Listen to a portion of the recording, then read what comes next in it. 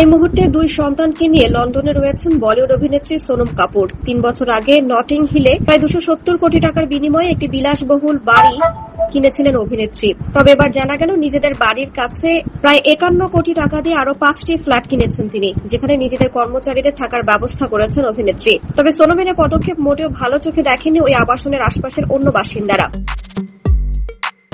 জানা গেছে যে 5টি ফ্ল্যাট কেনা হয়েছে সেটি নটিং হিল সংলগ্ন এলাকায়। তবে আশপাশের প্রতিবেশীদের অভিযোগ, তারকা দম্পতি নাকি ওই ফ্ল্যাটগুলোকে সামাজিক আবাসনে পরিণত করবেন বলে জানিয়েছেন, আর তাতেই আপত্তি জানিয়েছেন অন্য ফ্ল্যাটের বাসিন্দারা। সামাজিক শ্রেণী বৈষম্যের পাশাপাশি ফ্ল্যাটের পরিবেশ খারাপ হবে বলে আশঙ্কা করছেন তারা। প্রতিবেশীদের মধ্যে একজন অভিযোগ করে বলেন, যদি এখানে তথাকথিত সামাজিক আবাসন থেকে লোকজন আসে তাহলে পরিস্থিতি খারাপ হবে, গোটা জায়গাটা নোংরা হয়ে যাবে। অনেকেই থাকেন না এখানে, কিছু ফ্ল্যাট সংস্কার করা হচ্ছে, কিন্তু আমাদের না জানিয়ে যে সিদ্ধান্ত নেওয়া হয়েছে তা একেবারেই গ্রহণযোগ্য নয়।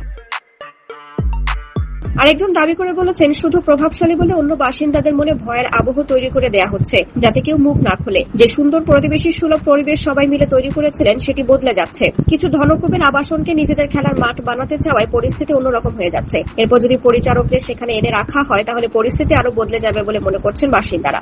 তবে আবাসনের বাসিন্দাদের তরফ থেকে এত অভিযোগ আনার পরও অভিনেত্রীর তরফ থেকে কোনো মন্তব্য শোনা যায়নি।